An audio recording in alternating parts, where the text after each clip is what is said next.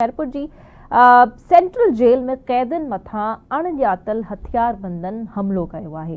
हाणे इहे माण्हू कीअं जेल में एंटर थियनि था ऐं कीअं उतां जे कैदनि मथा हमलो कनि था। यानी ही त हिकिड़ी अहिड़ी स्पॉट हुजे थो जेल जो जिते सिक्योरिटी जा इंतज़ाम त सख़्त खां सख़्त हुजणु घुरिजनि, या ॿाहिरियां माण्हू अंदरि अणॼातलनि जो कीअं आख़िर दाख़िला थी वञे थो जो हू कैदनि ते हमलावर थी वञनि था। ख़ैर, इन हवाले सां असीं खैरपुर जे रिपोर्टर गुलमीर खां डिटेल्स वठण जी भी कोशिश कंदासीं, बट बिफोर दैट मोहसिन साहब ॾे हलूं था, उन्हनि जो एनालिसिस ऐं राय शामिल कयूं था ताकि छा करणु घुरिजे जो एतिरे ताईं हाणे नौबत अची पहुती आहे जो कैदनि ते वञी करे हमला थियनि पिया। ओके, इमदाद साहब जी तरफ़ हलूं था। इमदाद साहब, ही छा चवंदा, यानी हिन वाक़े खे वठी करे ही बदअमनी जो त वॾो हिकिड़ो मिसाल छा चवंदा तव्हां त आख़िर ही अहिड़े क़िस्म जा वाक़िया छो पेश अचनि था, पुलिस इंतज़ामिया कंट्रोल करण में छो नाकाम थी वञे थी जो कैदी जेके आहिनि उन्हनि मथां वञी करे बि अणॼातल शख़्स जेके आहिनि उहे हमलो करे वञनि था। जी ही ज़ाहिरा नाकामी आहे जेल जी, जेल इंतज़ामिया जी, जेल खाना जा जी वज़ारत जी।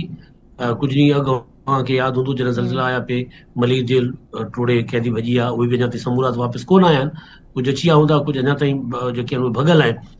पर हाणे ही जेको वाक़ियो आहे ही हुन खां वधीक संगीन वाक़ियो आहे। ही वारदात आहे त जेल जे अंदरि माण्हू दाख़िल थियनि था हथियारबंद, ऐं उहे पोइ जेल मां पंहिंजो अदालती पेशी तां वापसि ईंदड़नि ते फायरिंग बि कनि था ऐं उतां फरार थी वञनि था। जेको अव्हां रिपोर्ट कयो, जेको अव्हां पंहिंजे जुमिले में चयो, जी जी तो नामालूम आहिनि, अणॼातल आहिनि, यानी उहे उतां फरार बि थी विया आहिनि।